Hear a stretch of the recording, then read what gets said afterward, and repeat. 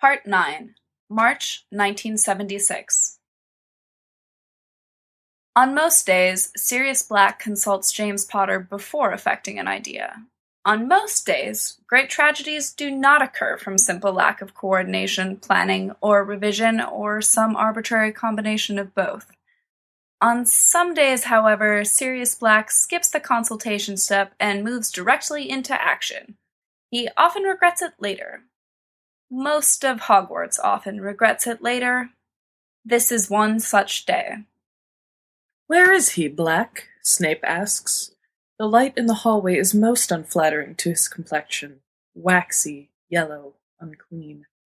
He runs his spindly yellow fingers through his hair, which separates greasily into individual, thick strands over his forehead. Sirius shudders. "Another night of debauchery for the two of you? Really, really, you are a bad influence." "He's off shagging your mum, Snivellus, since I got sick of her fat, saggy arse," Sirius says casually, rolling up his sleeves with great deliberation and care. "Why do you care? Just hoping he was in the showers so you could catch a quick peek." "You're one to talk," Snape drawls, trailing around after him like a little puppy, trying to control who he talks to, what he does, with whom he makes nice. It's pathetic. A state of being you know all about, after all. Sirius hopes, very much, that Snape will take just 2 steps closer and give him a good excuse to punch him right in the nose. It really does present an awfully tempting target, all shiny and out there. He does not, however, throw punches that require any kind of awkward setup, so he's willing to bide his time until Snape makes it easy for him, which, as Sirius learns quickly and well, might not happen without further provocation. "Do I detect a note of jealousy in your dulcet, harmonious whining?" Snape snorts. "Don't worry, Black. Your toys are safe." He gathers his things up into his arms, eyes shifting to uncover the safest, most feasible escape route. Sirius is proud to note there isn't one, unless Snape is willing to venture just close enough to be in range. "Don't know about you, Snivellus, but some of us have friends. We call them friends, they call us friends. It's a mutual relationship in which we are friendly. Very complicated. Tough for you, isn't it? Well, keep trying. You'll figure it out someday." "Oh, I will figure it out," Snape says, very softly, while his black eyes flick up to Sirius's, cold and hateful. "I don't know yet, but I will figure it out. And when I do, this whole school will. I promise you that." "Well, the student body will be itching to know when you unlock the mysteries of friendship," Sirius says easily, but a chill crawls down his spine. "I think you know what I'm talking about." "I think you're a loony," Sirius says, "and you need to find a hobby." He saunters a little closer, cracking his knuckles. "A hobby other than getting the shit kicked out of you by me because you can't shut up about things that are not your business." "Not my business. Snape grins mirthlessly at him, spidery fingers closing around his books, and eyes the space between Sirius and the wall like he might try to break through it. Sirius is still trying to decide whether, when the inevitable happens, he will A. stick out a foot and let Snape go flying, or B. try the riskier but probably more rewarding method of lunging sideways and trapping Snape between himself and a wall. When Snape adds, "I'm going to follow him. I know where he goes, and I'm going to find out what he does. And then you'll all be sorry." Sirius snorts and rolls his eyes. "Oh, right. Because you know so much. Why don't you go jab your head into that big knot on the Whomping Willow if you're so bloody curious?" It would be wonderful, Sirius thinks, to watch that inanimate object like a tree share in the joy that is giving Snivellus a thumping. What's that supposed to mean? Sirius can almost see the cogs whirring behind Snape's narrow, dark eyes, the calculations, the speculations, spiraling to an unfortunate conclusion. Snape is already clinging to the tiny crumbs of information with the desperation of the starving. Pathetic, hopeless, morbidly fascinating. How strange the unsocialized are, eager and withdrawn at once, always unsure of how to stand or what, exactly, their faces are doing on the outside. It's supposed to mean you should save me the trouble, Sirius replies, of bashing your pointy little head in for you. No, Snape says. The Whomping Willow. That's where he is, isn't he? Right now. His eyes dart to one of the slope-arched windows along the outer hallway, where the sun is dripping low on the horizon. And what if he is? Sirius says slyly. Think you're man enough to handle him after hours? Is that it? You're up to something, Snape hisses. You've been up to something for years. Just because no one else is smart enough to notice what's happening right under their noses doesn't mean I don't see it. I do. Surprising, Sirius grins, considering how hard it must be to see anything under that nose. Very funny, Snape snarls. We'll see who ends up laughing. Oh, me, Sirius says matter-of-factly. I can say with great confidence that it will be me. Well, if you like. Rictus Sempra! Snape yells, suddenly yanking out his wand out of nowhere. Sirius ducks to the side and the curse fizzles harmlessly against the wall, but Snape takes advantage of the distraction to speed out of the hallway as fast as his little legs can carry him. Sirius regards him in some surprise, ponders his parting words, and then howls after his retreating footsteps. Look out for the stairs! They've just been mopped! And is gratified to hear a series of painful-sounding crashes followed a torrent of very creative pureblood curses. Lovely evening, he thinks, and strolls out of the hallway, whistling. You said what to who? James shrieks, yanking himself up by his own hair. And he did what? Poke the willow, Snape, fell down the stairs, Sirius says, regarding him with innocent surprise. And this was bad? Bad fucking fuck, Padfoot fucking fuck! James' face has turned a remarkable shade of purple. Sirius squints at it, intrigued. Oh, come on. It's not like he'll actually do it. I was just winding him up. How can you be so stupid? Were you always this stupid? Wormtail, back me up. You're stupid, Peter says to Sirius, saucer-eyed. It was a look that was once oddly appealing, childish, and round-cheeked, but now seems somehow disturbing. Naturally, Sirius might also be put off because of the statement coupled with it. No one likes to be called stupid by someone whose eyes look like they belong underneath the cups at high tea. Wow, Peter adds. Sirius cuffs him on the ear. Really, he mutters, I don't see why you're making such a big deal out of it. Calm down, sit down. Nice underwear, by the way, is that new? Sirius flops down onto a chair, folding his arms behind his head and closing his eyes with a satisfied sigh. Relax. Snivellus will go out there, get his face whacked in by the willow, have his nose redone, and everyone goes home happy. I don't know why you're inventing colors on your face. Because what if he gets through? James splutters. You think Snivellus can get through? Sirius scoffs. Not bloody likely. The willow will knock him from here to Sunday. It's a good tree. It knows what sort of people it wants crawling through it, and what sort of people should get their honking great noses knocked off. Sirius! James snaps, flailing his arms in front of Sirius's face. Sirius, he could get through. You told him how to get through. You gave him directions. He might just do what we did the first time, Peter adds. Remember? Picked up a big stick and poked at it until we hit it right? Kept out of range of the branches, and you said it yourself even. Easiest break-in you ever managed. Sirius cracks one eye open, pondering this. Well, I didn't tell him which not to poke, he rationalizes. I just said he should hit it with his head. Clearly not a suggestion to take seriously. But what if he does? James insists. Think, Sirius. Think. Do you really think that's possible? Sirius swings his legs onto the floor, scratching his chin. Do you know, I think I've got hair on my chin. No, seriously, go on, feel it. James looks for a moment as if he's going to haul off and punch Sirius in the face. Sirius blanches at his expression, pulling back. The hell's gotten into you?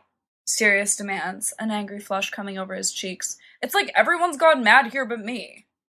You're the one who's mad, James snaps, still flailing.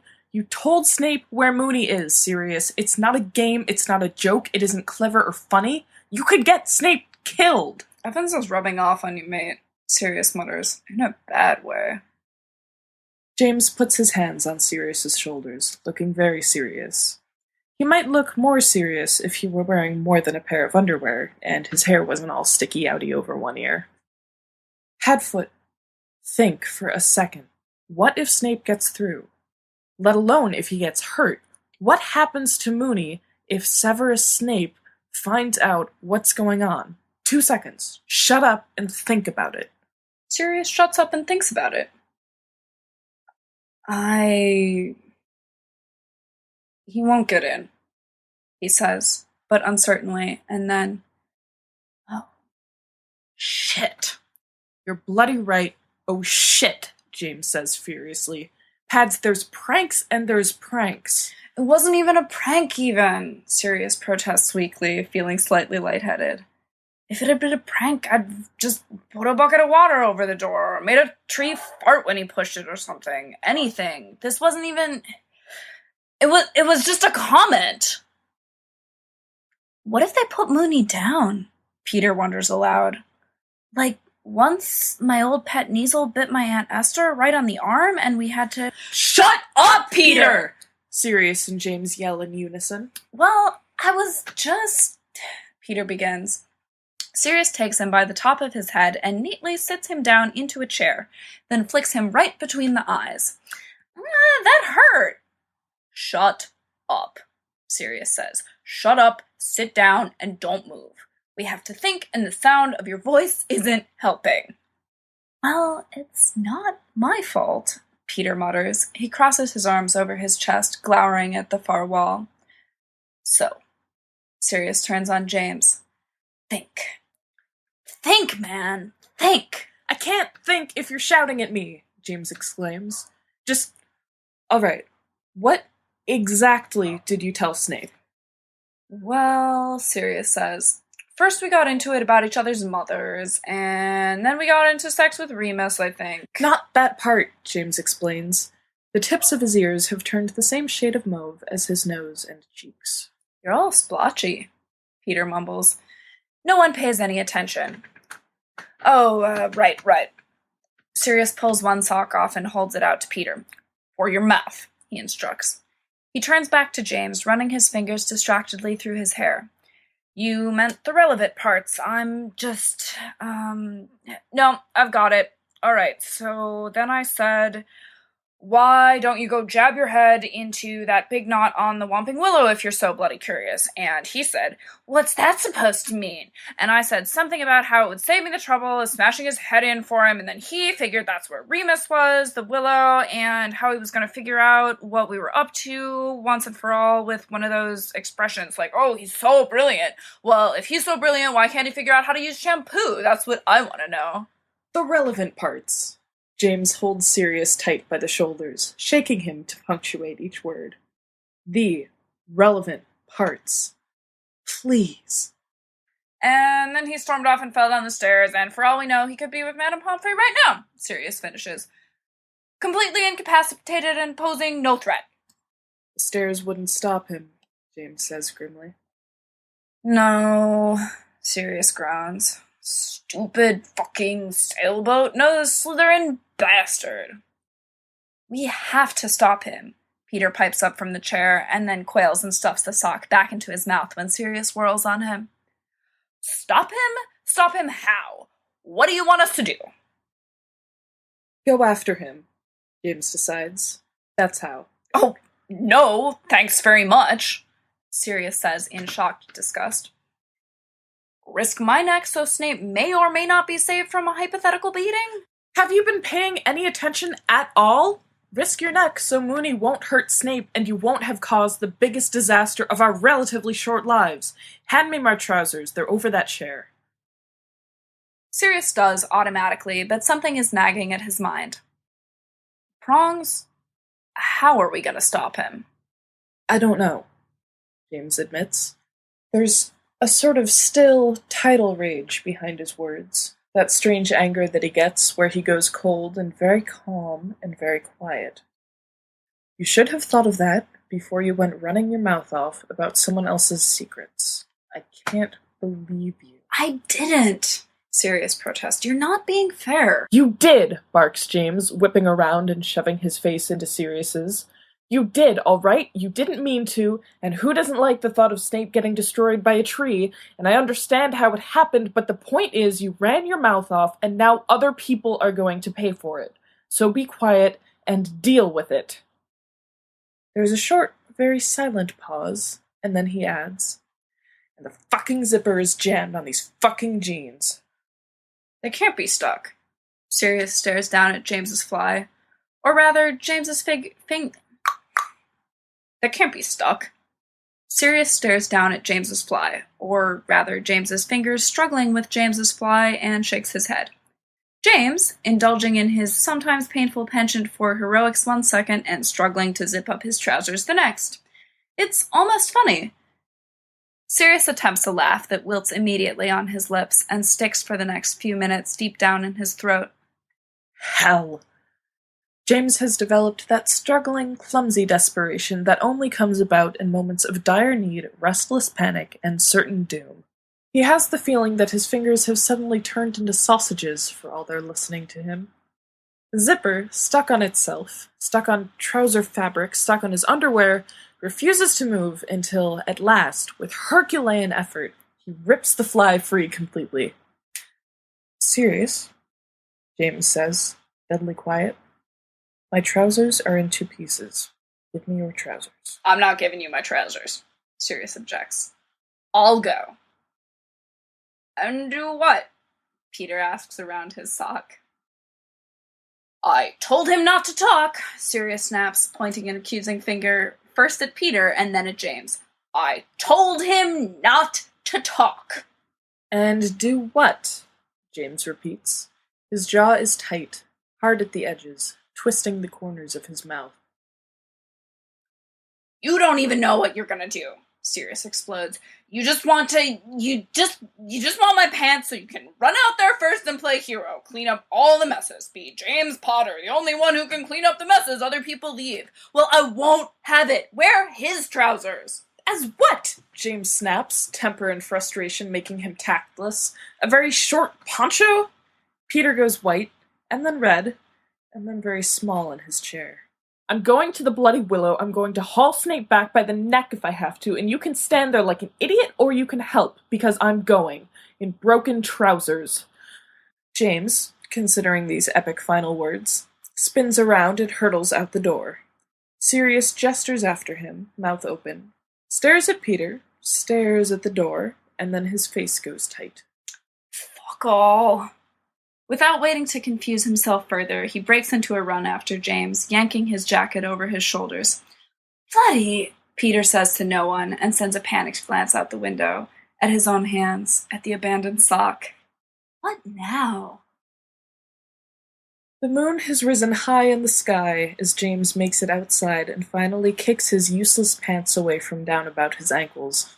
Bloody hell, he mutters to himself. Stupid bloody pants, stupid bloody Sirius, stupid bloody Severus Snape. He stops for a minute, running his fingers miserably through his hair, legs cold in the chill night air. Bloody willow, he adds. Bloody full moons, bloody werewolves, bloody hell. You're repeating yourself, Sirius pants, running up behind him, and wasting valuable time. I don't know what to do, James mutters. He cranes his neck forward, peering off into the distance. Is the willow moving? Is it still moving? I can't see. Neither can I. Sirius makes a low, desperate sound. Closer, he decides. We have to get closer. We can't get caught, James adds. Stick to the trees. Stick to the shadows. I'm not an idiot, Sirius scoffs. I can figure that out for myself. James's only reply is an arched brow, directed at Sirius from just over his shoulder. Save it, Sirius snaps. Just save it. Should we... should we? No, James says a little distantly, already making a plan. Whether it's a good plan or not, Sirius can't imagine. It's terrible not knowing. Won't do any good without Wormtail. Neither of us can get at the nod. Where is he? Sirius spins back to the door. Isn't he coming? You scared him. You went on about how short and fat he is. We don't have time for this, James yells, smacking Sirius on the side of the head. Get it together! We need to just fucking run! Sirius thinks for a second. As far as plans go, it's hardly a complicated one. It doesn't actually seem like a plan, not yet, though James is full of surprises. It's something Sirius could have thought of all on his own, but for some reason, he isn't resentful. He's grateful. He doesn't have to do the thinking. He doesn't have to come up with what happens after running, and most importantly, he isn't the one who's going to make things any worse than he's already made them.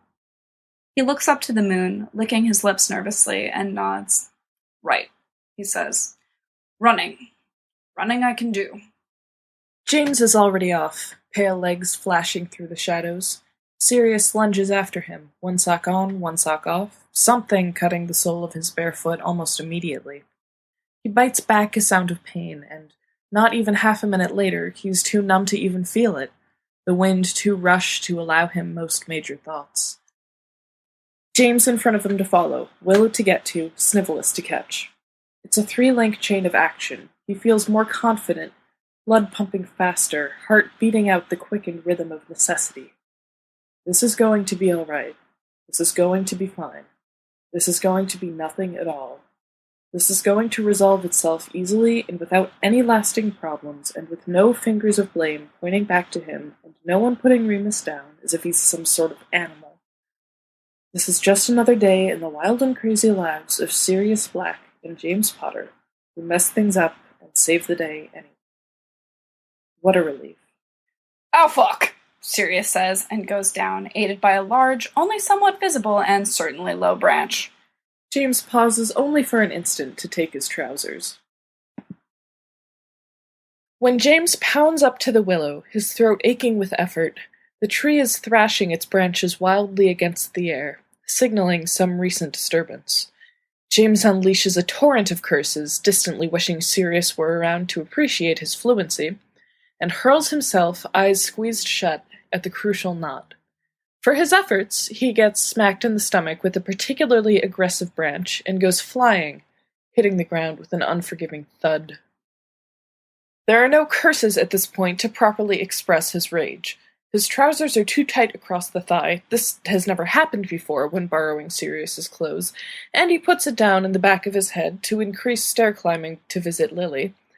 His best friend is a total careless wanker, and his second best friend is about 5 minutes from being euthanized for relieving the world of one of its most prominent boils. The world is a cruel and horrible place, and James is, for a moment, paralyzed by the pure, unfair awfulness of everything. It won't work. It never works to just sit there and hate it. James knows this. Sometimes he feels like an idiot for knowing this, feels pretentious and wanky and overmature, and wishes that he could just kick things and rage and yell and be a proper teenager. But he can't, because it just doesn't work.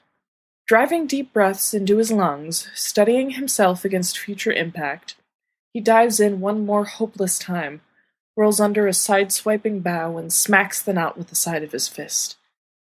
The willow quivers and goes still. The side of his hand goes numb. He stares at the entrance to the underground tunnel, a dark, wide, helpless mouth. "Bugger all," James whispers.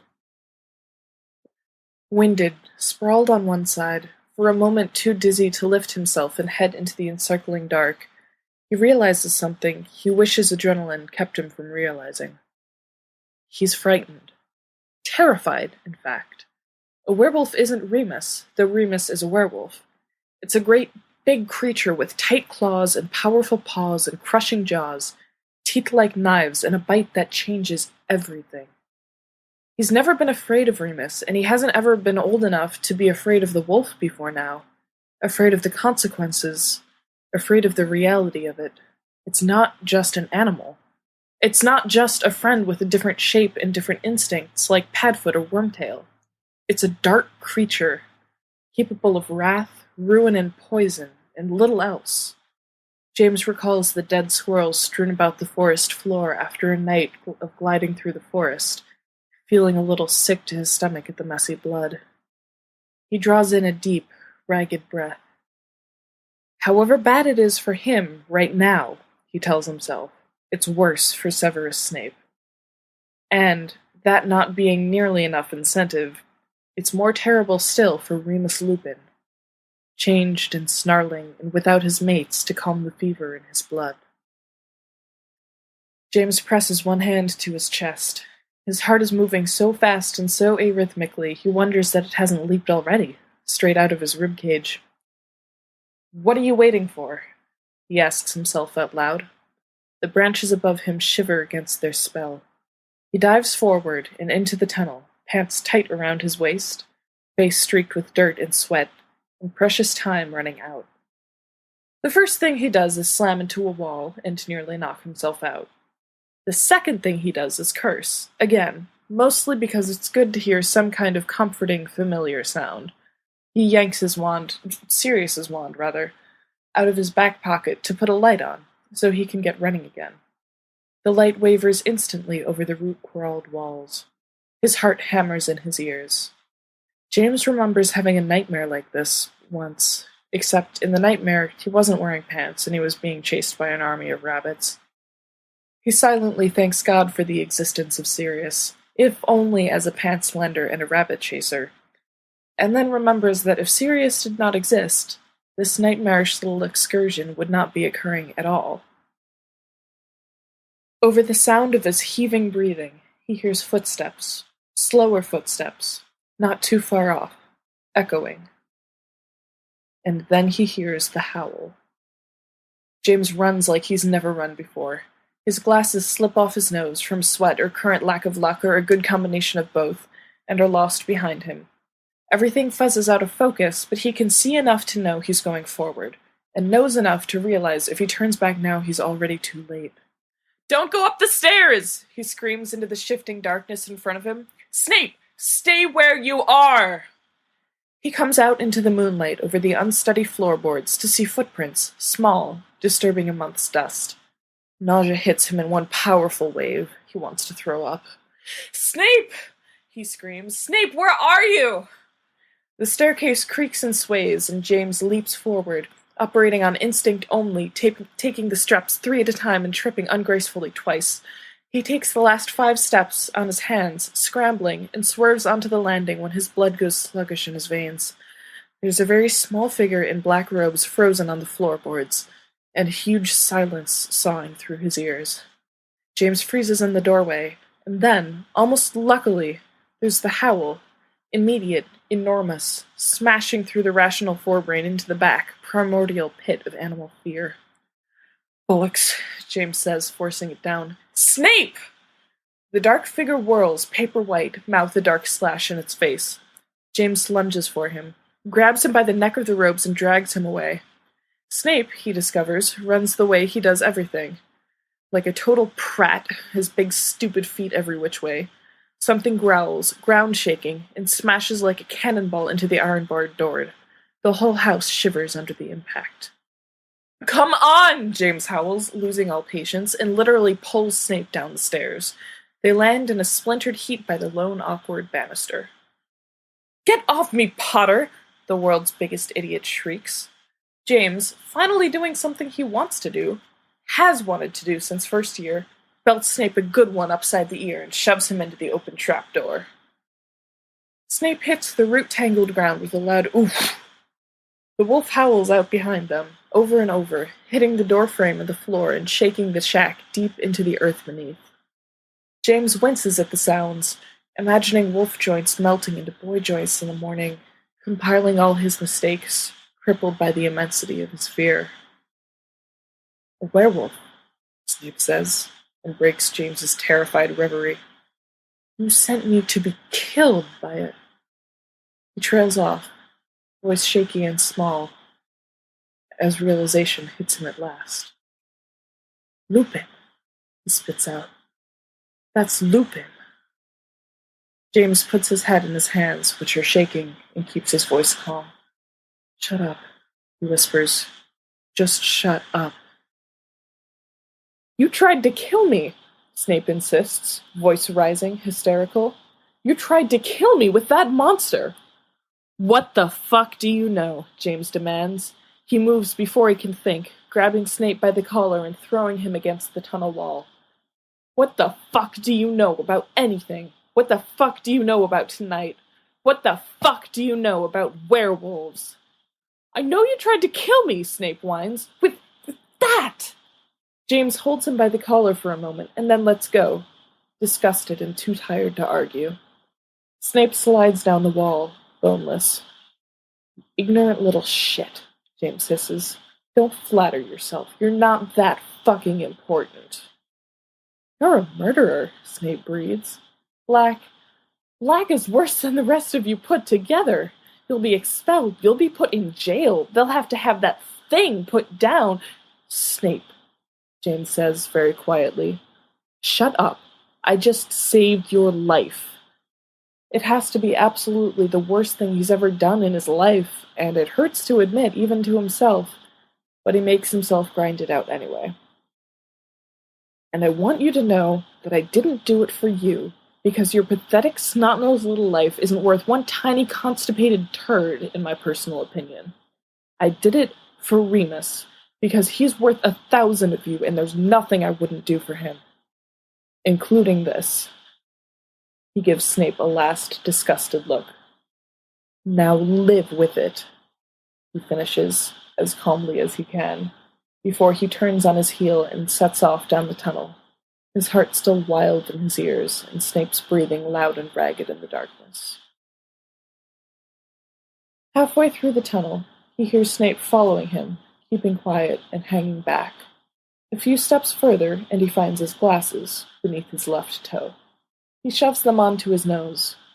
One lens cracked, the other smeared with dirt, but it's an improvement.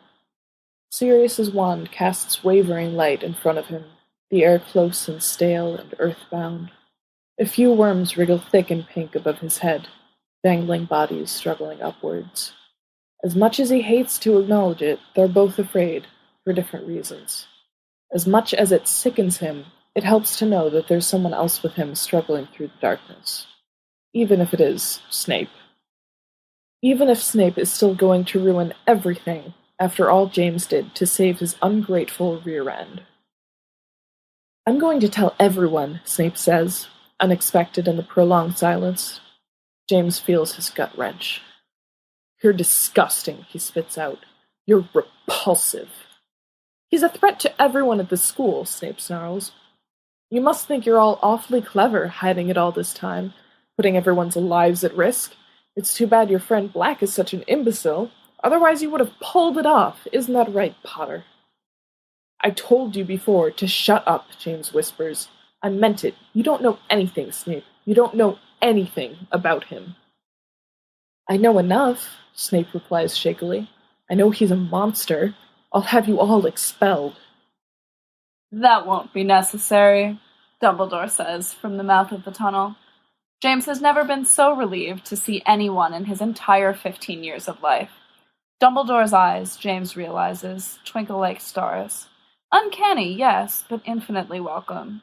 Dumbledore reaches a hand down to help James up and out, and does the same for Snape moments later. Snape turns on him, ready to explode, but Dumbledore holds a hand up to silence him. Mr. Pettigrew told me what happened, he explains. Peter steps out nervously behind him, not quite meeting James's eyes. It's all right, James says. I'm sorry, Peter. Thank you. And Mr. Black, though bleeding and lacking his trousers, filled me in on the rest. Dumbledore smiles benevolently, eyes crinkling at the corners. Where is he, sir? James asks. It would be such a fucking relief to see Sirius right now, wearing that ridiculous hangdog, who, me? Expression that he adopts every time he does something stupid and gets caught, making faces at James behind Dumbledore's back. Mr. Black is indisposed at the present time, Dumbledore says serenely. He's puking, Peter mouths from behind Dumbledore's back, followed by some impressive miming. Puking! James feels mad, unhinged, and impossibly lonely. A combination of random emotions all fired at him at once. He wants Sirius to be here, not off being a prick on his own. Snape has been trembling, fists screwed up, sallow face bulging like an overpumped balloon, And now it seems he loses all control and bursts out, "Sir, they tried to kill me!" I have been assured that it was an accident, Mr. Snape, resulting from the foolish actions of one person rather than a conspiracy. Dumbledore takes off his glasses and polishes them on his sleeve. Would you like to present an opposing case? "They sent me here," Snape hisses. "They knew what would happen." I believe, Dumbledore begins, looking up at the sky as if greatly concerned with the actions of the stars. I believe Mr. Black was of the impression that he had not given specific enough directions to put you in danger of anything worse than a beating. "It took some effort," Snape mutters. For the first time, James notices the enormous bruise blooming around his eye and the torn sleeve of his expensive robe, and is darkly pleased. "That doesn't excuse," Snape continues, but again Dumbledore stops him. I believe this conversation would be better continued inside, don't you? Mr. Potter, if you can find Mr. Black and return his trousers to him, and then meet Mr. Pettigrew, Mr. Snape, and myself back in my office. And we can all of us discuss things together, shall we?" James nods, worrying about Luke. "And none of us will point any fingers," Dumbledore adds, "nor will we raise our voices. Perhaps we can even have something to eat to calm our nerves. Some tea would suit our purposes as well, wouldn't it?" He turns on his heels, beckoning once with a quick old hand, and James trails after him, not looking up. He can still hear the wolf howling behind him. Even as Dumbledore shuts the great Hogwarts doors behind them, guilt is still thick in his throat. Now, Dumbledore steeples his fingers just below his nose and leans forward, peering at the four boys seated across his desk. There will be no interruptions, no profanities, and no insults. This is a grave matter, and we will discuss it with the gravity it deserves. He pauses, passing Peter on the right end, sinking into a large-backed armchair, the sugar. 1 lump or 2, Mr. Pettigrew? Peter says. 3, actually. Snape gives him a repulsed look. Peter studiously ignores him. And Mr. Black, of course, I know all too well. I don't want any tea, Sirius says in a rush. He looks very ill. Sir, I'm sorry, but... I understand, Dumbledore says, gently but firmly. However, I cannot imagine that we will accomplish anything of use if we rush blindly ahead. What appears to be a useless and, dare I say, agonizingly time-consuming ritual may in fact be just what we need to clear our heads and, begin to look at this incident objectively. Now, as I know from frequent experience, you prefer cream to tea and proportionate amounts of sugar. There we are. Sirius runs his hands desperately through his hair and slumps even further down into his seat. His eyes catch James's and he blinks twice. I wish I were dead. James pushes his glasses up his nose. I wish you were too. After what seems an eternity, Dumbledore finally leans back and regards them impassively. Now, I would like to hear first, if you please, from Mr. Black, who has decreed himself the instigator of tonight's chaos. I am, Sirius says. I did. It was me. Well, he adds as an afterthought. And, I mean, him. He jabs a thumb contemptuously at Snape. But it was my fault. I wasn't thinking, sir. I cannot tell you how much that shocks me, Dumbledore says, sounding distinctly amused. Would you mind recounting for us precisely what happened? With, he amends hurriedly, as Sirius opens his mouth. No personal attacks of any kind, if you please. I just told him we were having a bit of, I was messing about, sir, and I told him... Sirius swallows loudly. He was being very derogatory, sir, about Remus, and acting like, and insinuating that he knew things he didn't. And so I told him to go poke the knot on the willow. I didn't say which knot, sir, and I didn't really think he'd do it. I thought he'd think I was trying to set him up and he'd stay away. Ridiculous, Snape mutters against his chest. Absolutely ridiculous. It was murder, premeditated and cold-blooded, and— No interruptions, if you please, Dumbledore says. His eyes are stern over his glass, kind but steely, and his palms pressed tightly together. Now, Mr. Black, as I have pieced together from your evidence from prior to this discussion, and what little more I have gleaned from your continued admission, it is my understanding— Quiet, Mr. Snape, please, I trust my methods of discerning the truth, as should you— that you said what you did without the intentions to send anyone to his death, or perhaps mauling. Sirius sinks down into his chair with the squeal of the cushions and a sigh of half misery, half relief.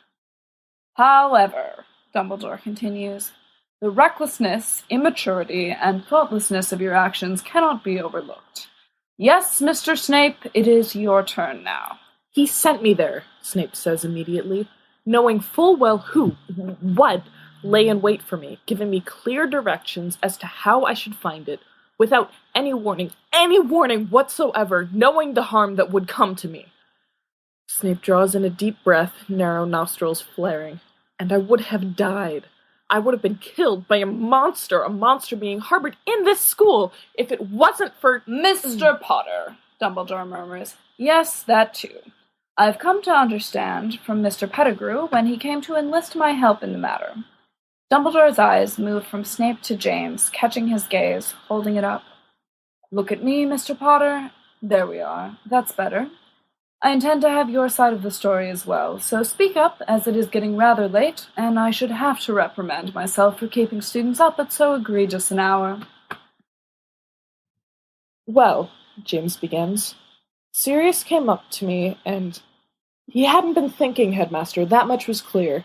He just sort of told me what happened offhanded, like it was just some sort of a joke. Out of the corner of his eye, James sees Sirius wince. No time to think about that now. He deserves it, James tells himself. Deserves to sit there and think about what he almost did, and what he did, and how close the two are. But it was obvious, Headmaster, that he didn't mean it. It was by accident. I don't know what he was thinking, but Snape must have been acting like really awfully. Sirius only ever loses his temper like that when Snape when Snape says things about his friends. It's not an excuse, but I don't know what it is, but I tried to get my trousers on, and they ripped at the zipper. The zipper got stuck, and that's why. Dumbledore says. Which is, I take it, somehow why Mr. Black ended up half-naked at the edge of the forest. I took his trousers, James explains, but that was later. I tried to go with him, Sirius adds. That's why, but then I ran into a tree, and I couldn't. He finishes, rather lamely. Snape stickers aloud. Sirius's eyes roll back halfway, and James can see him cataloging the items within reach, trying to determine which is discreet and pointy enough to inflict the requisite agony. I see, Dumbledore says. Sirius looks down, digging his fingers into his chair. I think I have some idea of the happenings of the evening. Mr. Snape, would you repeat, not in your own words, if you don't mind, precisely the conversation you had with Mr. Black? I can't remember it, Snape says unpleasantly. Exactly, sir. I suggest you try. Dumbledore offers a very small smile that makes something shiver down James's spine. I said something about where Lupin was. I was curious. And Black, he said, why don't you go poke the big knot on the Whomping Willow? Then you'll find out— I did not! Sirius roars, leaping to his feet. Sir, it wasn't anything like that, you lying little— Mr. Black, restrain yourself, Dumbledore says sharply. He motions for Sirius to sit, which Sirius somehow manages, though his knees look too brittle to bend. Mr. Snape, it is imperative that we get to the bottom of this matter. I hate to resort to the use of potions or spells in dragging out a student confession, but I am willing to stoop to the necessary depths. Is it true that you, offering an innocent inquiry after the health of a fellow student, were given explicit guidelines on how to access his area of convalescence? Sirius is breathing so hard it looks like he's being strangled. Well, not exactly, Snape mutters.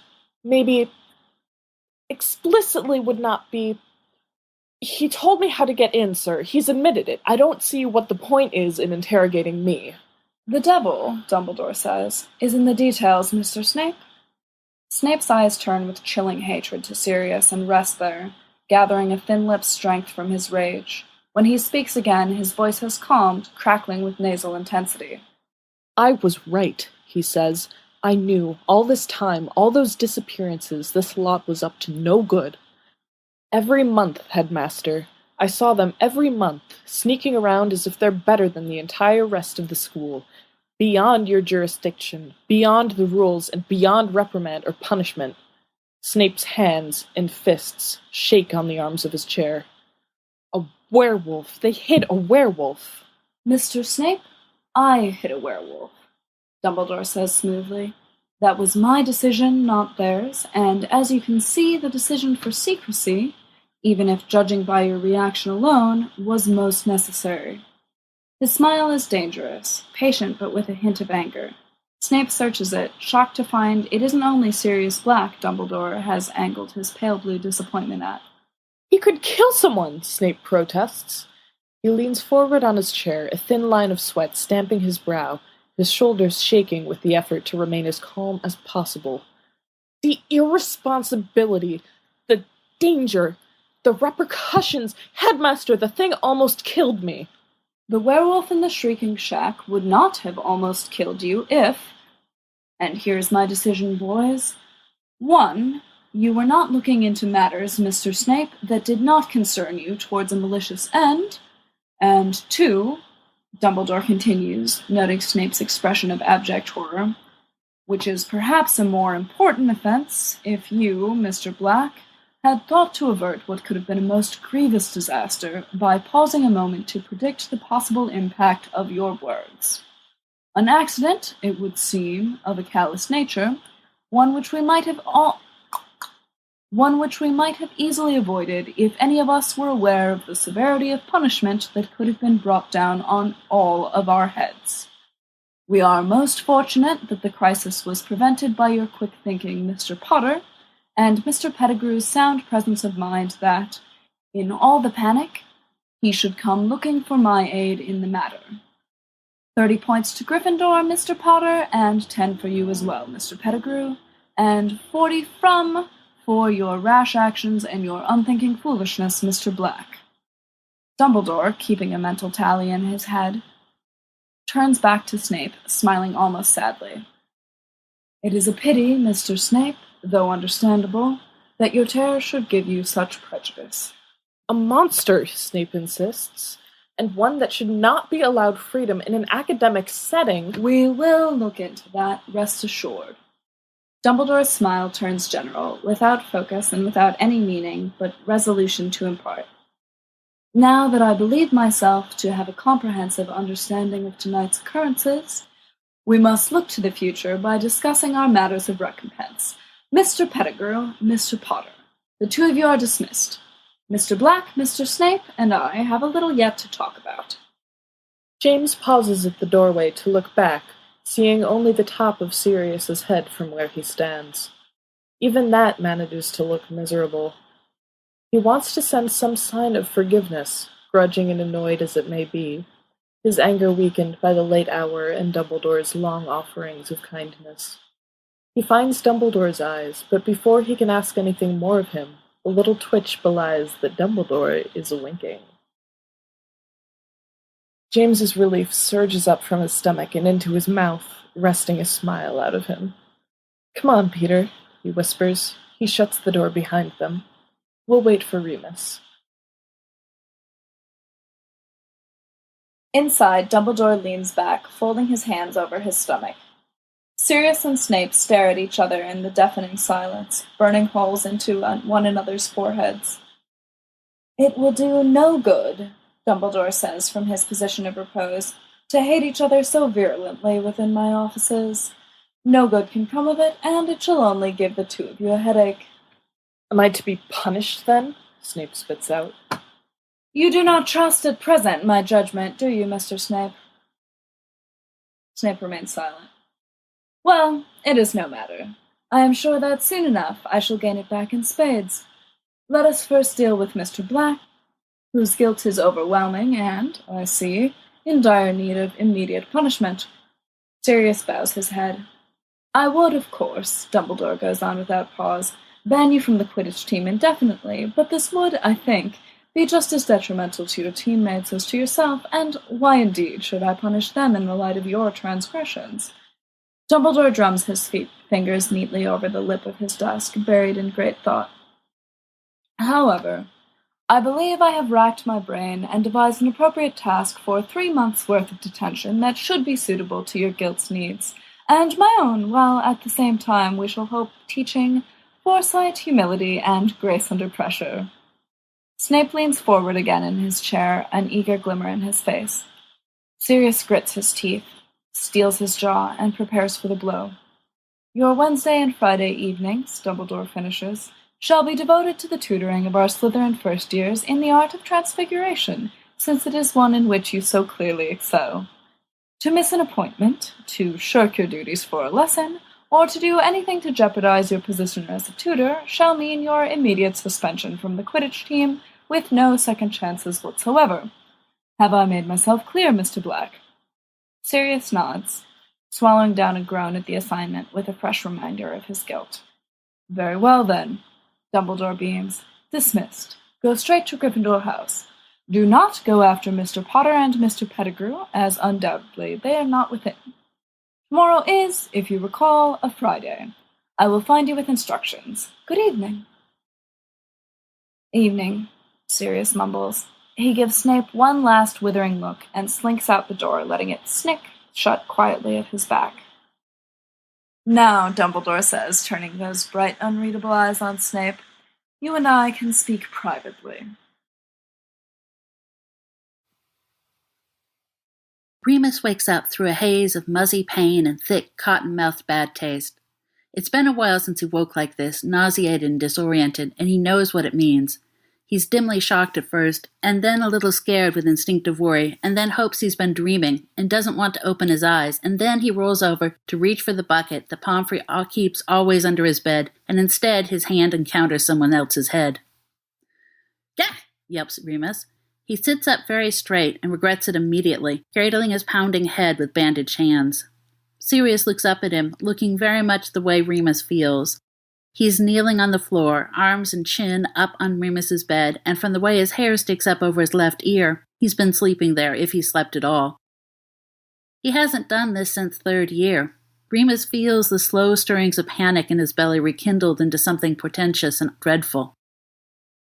"You should move." His voice feels strange in his throat, rusty. The world lurches sickeningly, and he clutches the bedsheets, closes his eyes. "I'm going to be sick in your hair if you don't, I think." "I deserve it," Sirius says in a hollow, dead voice. "Please, I offer my head as a receptacle for your vomit." "That would make a mess." Remus presses the place where his nose indents into his forehead with a thumb, warding off the headache to cope with the dizziness and nausea. "And then I'd have to keep throwing up because you'd smell awful." Here, Sirius says. He holds out a lightweight porcelain bowl, which Remus takes in tingling arms and shoves his head into, waiting for the heavy sickness in his stomach to pass. It lurches unsteadily, rises, and then fades with the cool shadows in the bowl. Remus gives himself a minute more to collect himself, joints burning, temples throbbing, the side of his jaw bruised all the way to his ear, his skin and ribs stretching painfully with every breath. "What happened?" he asks, voice echoing inside the bowl. He pulls his head out. "What happened?" He tries again. Better. No reverberations. "It was all my fault," Sirius says, "and I'm not sorry because it was Snape. I'm sorry because it's you. And I'm going to feed him to a dragon first chance I get, and he'll never tell anyone, Moony, because I'll break his mouth out of his head." "I don't know if that's anatomically possible." A fresh wash of paleness comes over Remus's face, white around the lips, dark circles under his eyes the color of gray ash. "Snape knows?" Sirius swallows. "Snape knows," he confirms. I didn't mean to tell him. He was saying things, and I just thought, what if the willow whomped him of you? Isn't that what the willow is there for? Isn't that what the willow is called, anyway? But he's stupid in all the right ways, and smart in all the wrong ones, and he got in, but James saved you, and it's all right. Snape isn't going to tell anyone. I'll kill him if you want. I can do that. Please say you want me to. I want to. Remus presses his hands to his cheeks, trying to hold his head together. At any moment, he's sure it will burst open, scattering pieces of his pounding brain all over the infirmary. He has to hold himself together. He doesn't want to make a mess. You're not mad, are you? Sirius ventures. James said you'd be mad. Are you mad? You should be mad. I'm not mad, Remus says. You should be mad, Sirius repeats and stops. Wait, what? I'm not mad, Remus says again. Why should I be mad? You're my friend. I'm not mad. Takes a long, shuddering breath into his lungs. Is Snape all right? Fortunately, you're not mad? No, Remus says. He wishes Sirius would stop moving so much, talking so much, swinging the room wildly from side to side. You're my friend. You didn't do it on purpose. I'm out of school, aren't I? Christ, Moony, of course not. Christ, no, I should be out. I should be beheaded. I just wasn't thinking, but Dumbledore... How many points? Remus asks, retreating behind the safety of the prefect. Sirius shrugs. 40. But James got back 30, and Pete got 10 for telling. What did James... He went, Sirius starts and swallows, and goes on. He went after Snape. I tried to go with him, but I hit my head on the branch, and then he took my pants. Remus lowers his head to his shaking hands and tries to steady himself. He got 30 points for taking your pants? He went for Snape. Sirius runs his fingers through his hair. He made sure he didn't get hurt. By me, Remus says. Every inch of his body throbs. Or by angry bears, Sirius says hopefully. Or falling into a tar pit. There are lots of ways to get hurt. Moony, I'm so... Sirius. Remus presses the heel of his hand into his eye, so hard he can see red spots. Look, it's done, isn't it? No one's hurt. Are you off the Quidditch team? No, I'm tutoring Slytherins, Sirius says in a voice of utter disgust. Remus looks up, surprised at Dumbledore's creativity. Without McGoogles at my side either. I take them while she's doing private sessions with her newt levels, Wednesday and Fridays, and if I talk back, then I'm off the Quidditch team. I cannot tell you how full of dread I am. I'm sorry. Remus gives Sirius's hand a little pat. For how long? A few months. Sirius's eyes narrow. Wait a minute. Why did you apologize? You hate children. I know. I do, but that's not the point. Remus, you're being unreasonably reasonable. Snape isn't hurt? Sirius nods. James isn't hurt? Sirius nods again. And I'm not expelled. Sirius shakes his head. And you're not expelled. Sirius shakes his head again. All right. Well. Remus sinks back against his pillows, letting out a low sigh of relief. Sirius stares at him, unsure what god of forgiveness has crept into Remus's body while he was sleeping. It could have gone worse. It could have been... There have been other pranks, and this isn't... Is Dumbledore angry? At me, Sirius assures him, and at Snape a little too. Snape? Remus cracks one eye open. Who? Hates you even more now because he's a stupid, slimy shit who doesn't know the first thing about people, or you. And by the way, James tells me he runs like a girl, which I always said he did, only now I know. You know. Are you sure you're not mad? Sirius, Remus says. Shut up. Shutting, Sirius says. He puts his head down on the bedspread, gazing mournfully at Remus with eyes that brim with apology. You know what this reminds me of? Remus murmurs, a small, tired laugh grazing his throat. Remember when the three of you first finished? You know. And you hadn't got the bodies just yet, but you got your minds all mixed up? I wouldn't remember all too clearly, Sirius says dryly. I do recall Peter shrieking and hurling himself under the bed a lot. You looked just like that right after you wet on the carpet, Remus continues mercilessly. Well, did it work? Did I get beat with a newspaper, or did you really forgive me? Sirius? What? Shut up. I just thought you would be angry, Sirius explains. And I would have to ply you with poetry, bonbons, and flowers to achieve your forgiveness. Remus lets his eyes fall shut, normally busy, fidgety fingers still against his stomach and tangled in the pristine bed sheets. When I was 5, he says softly, my father's business took us to France. I don't remember much of it, just colors and sounds. Old memories, the sort you can never really place and only think happened to you. Mum tells me we had a little house for the summer, and she could never learn French, so we ate the same meal every night for 3 weeks until she and Dad went over a menu and figured things out. I don't remember that either.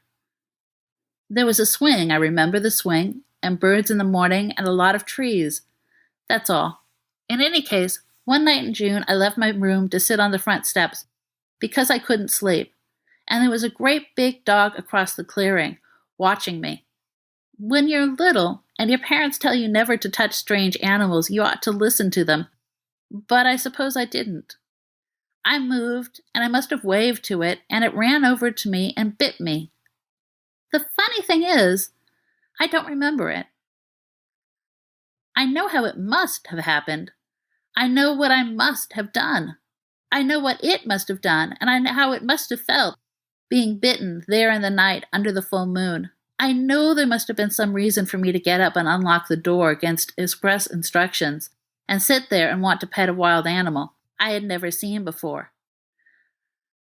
But I don't remember any of it. It happened. That's all. It happened. I woke up later and my mother says I didn't even cry, just asked where the dog was, which seems silly as I can't remember the wolf now or asking for it later. Remus licks his lips. My father blamed himself for taking us to France during what was, he found out later, roughly translatable to an epidemic of lycanthropy. And my mother blamed herself for putting me in a separate room when I was so young, and not keeping a better eye on me, not having taught me to go to her when I couldn't sleep. But it wasn't their fault, was it? It was mine. It had to have been. I know what it must have been, though I don't remember what it was, and it all feels so silly and unimportant. Because I can't remember it at all. With a little sound of relaxation, Remus opens his eyes and looks up to the ceiling, tracing the patterns of shadow above him. I'm not mad. I'm relieved. You should stop apologizing. Sirius is silent for a long moment. Remus stares fixedly at the ceiling.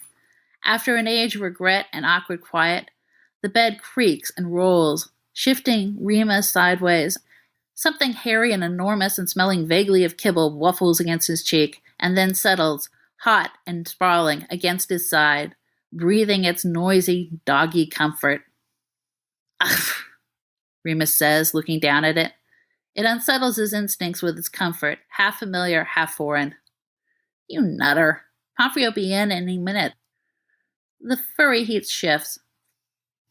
Fur prickles against Remus and morphs to long, warm boy limbs, and Sirius's face very close instead of a dog's mouth and a dog tongue breathing hot dog breath with hands, not paws, jammed uncomfortably against Remus's stomach.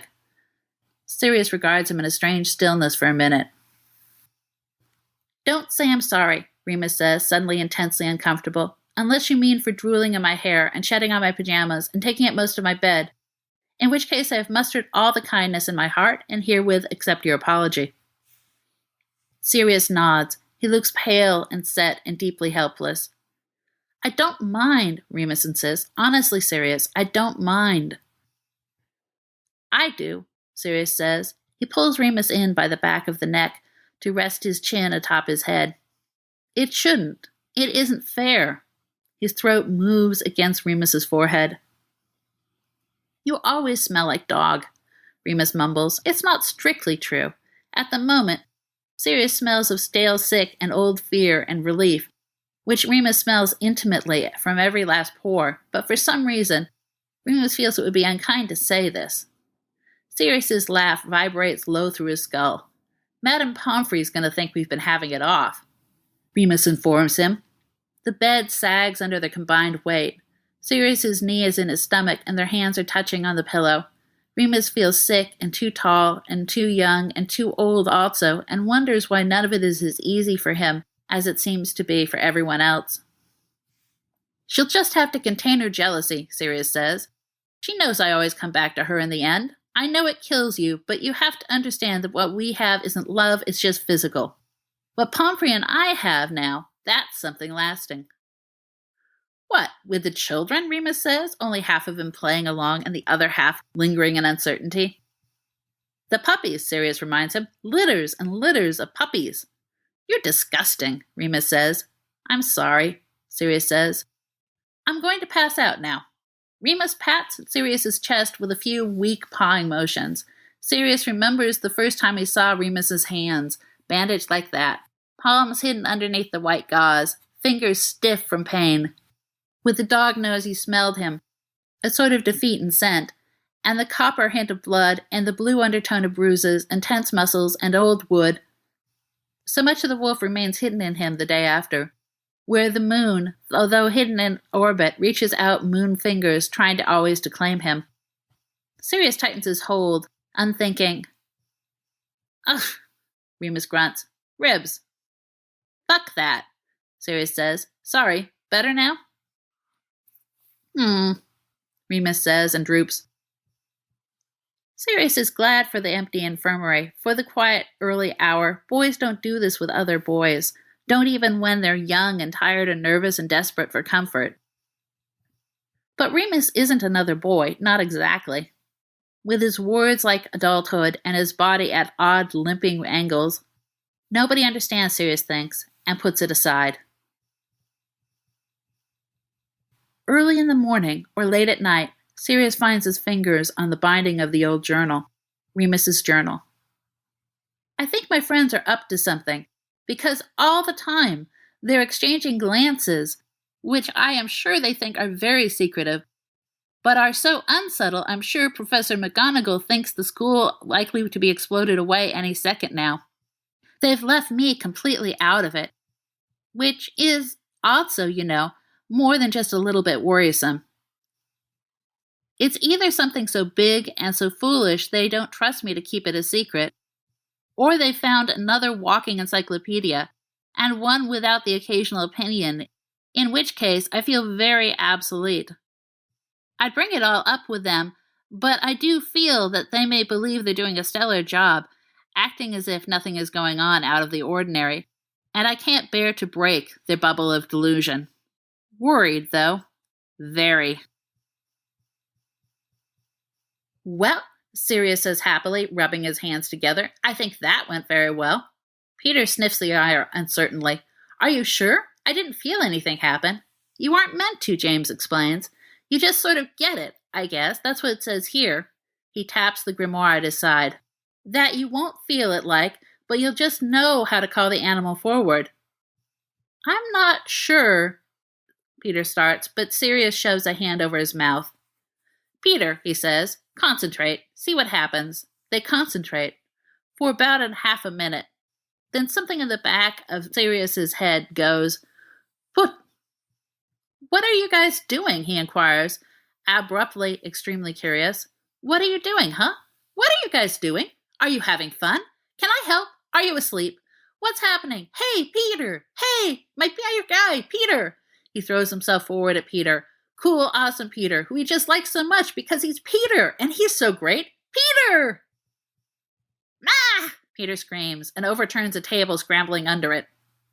Sirius watches him for an instant, then whirls around, bored, and sees, his best friend in the whole wide world, the best person ever, the greatest person ever. James!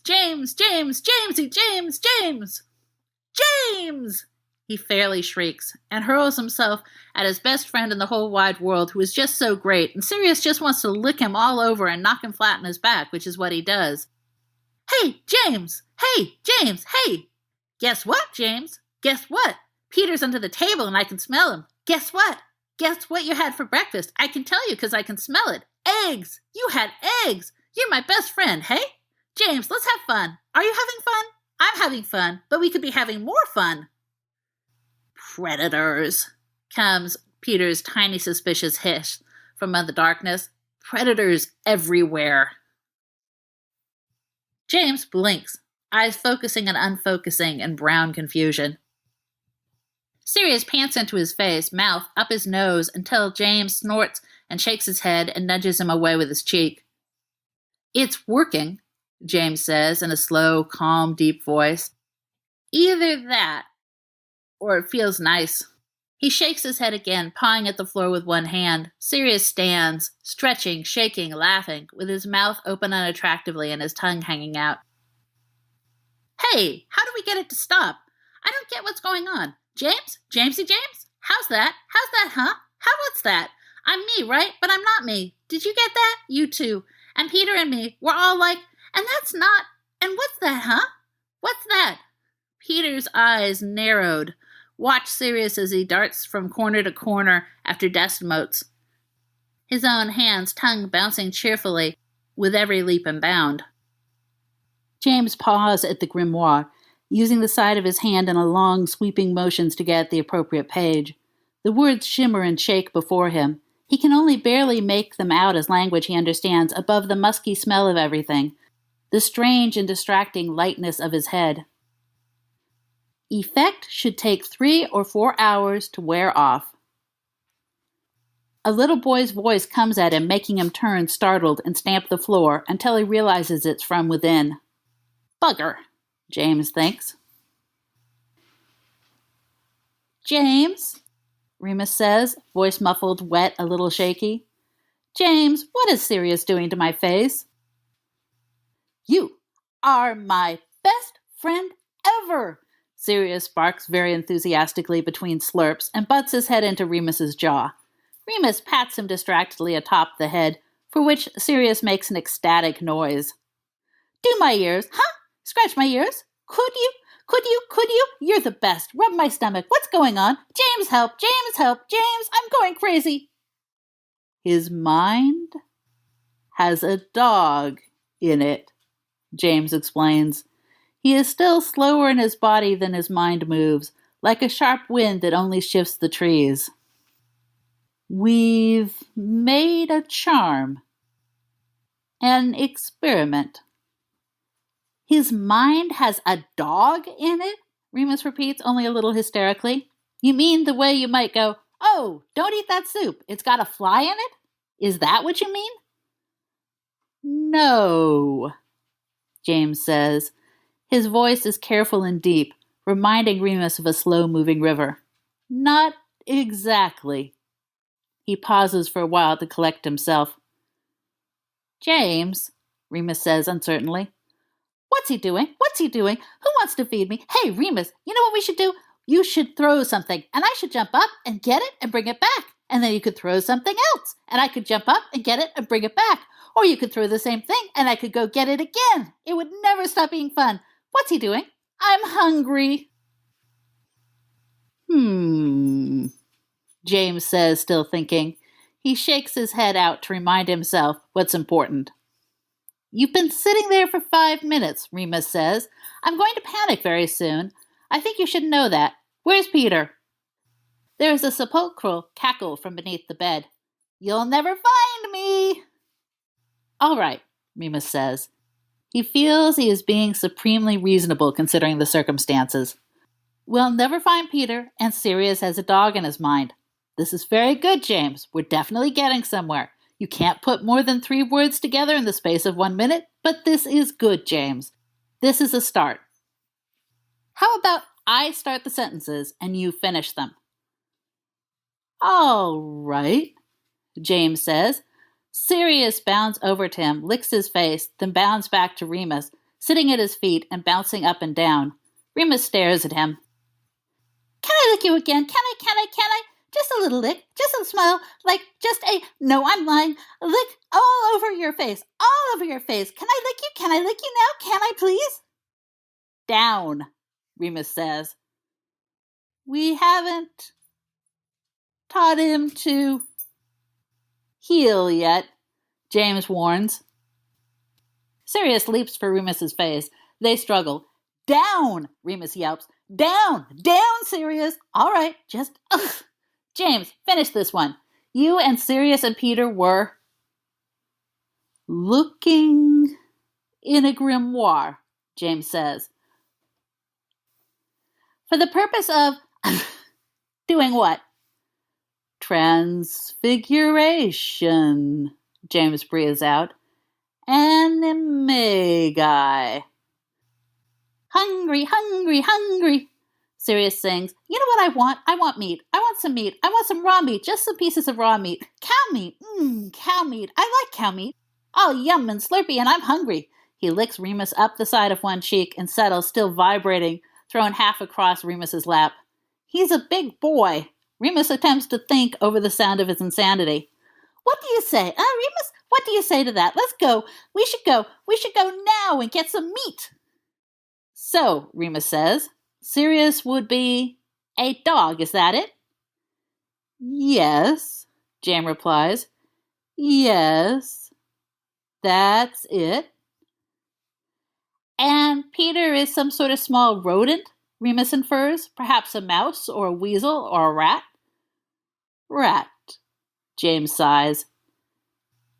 And you are apparently suffering from old age and about to wheeze out and die, Remus guesses. Stag, James murmurs. The A trails out, dusty and sweet. Stag. Aha, Remus says. And what, may I ask, inspired you?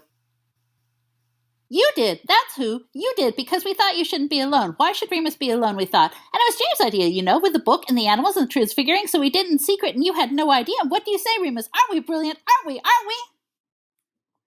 I have your saliva in my left nostril, Remus murmurs. Other than that, I have no idea what to say. You could say good job, Sirius pants, regarding him pleadingly, because we worked so hard, and we were so quiet, and I didn't chew anything important today. Can we throw something? Hey, let's go get something to eat. Cows, huh? He abandons his post at Remus's knee and hurls himself onto his bed, where he turns around 3 times and falls promptly, bone-meltingly asleep, letting out an enormous snore. You're all madmen, Remus says. He turns wide-eyed to James, with whom Remus has decided is probably the best person to discuss this, despite the slowness and a look of majestic calm. He jams his head under the bed to test this theory. Peter, as predicted, snarls, bares his teeth, and attempts to burrow into the wall, muttering, big animals, never catch me, predators, ha ha ha ha. We were trying to help you, James intones with excruciating serenity. We'd have done better if you'd been helping us. Couldn't ask, of course. Because I'd have talked some sense into you? Remus drags his hand through his hair, trying to ignore Peter's constant muttering and intermittent sniggers from beneath the bed. Sirius sighs, flops hugely onto his back, and waves his arms vaguely in the air, kicking convulsively with one foot. You needn't worry, James says after a contemplative few minutes. It's normal. Oh yes, Remus says, completely normal. You're all barking, especially Sirius, ha ha ha. Oh God, what if someone finds out? How are you going to keep people from finding out? Everyone knows Sirius is barking, James points out very reasonably. No surprise there.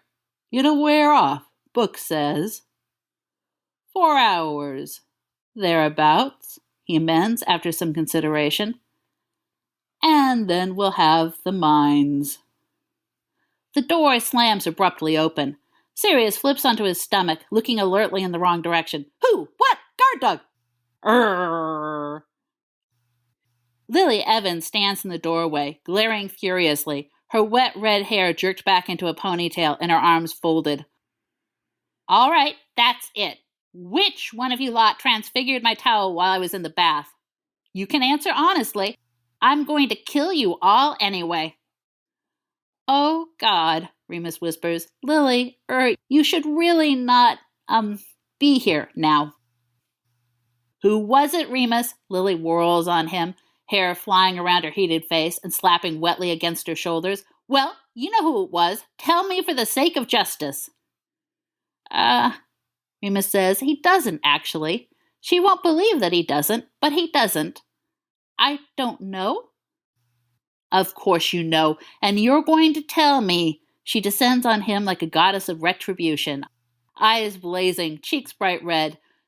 Sirius is creeping up behind her, sniffing dangerously. James has circled the other way around, stomping one foot against the ground with rhythmic insistence, making low, snuffling noises deep in his throat.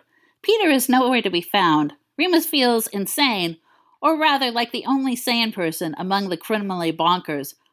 Well, have out with it and you'll die quickly and...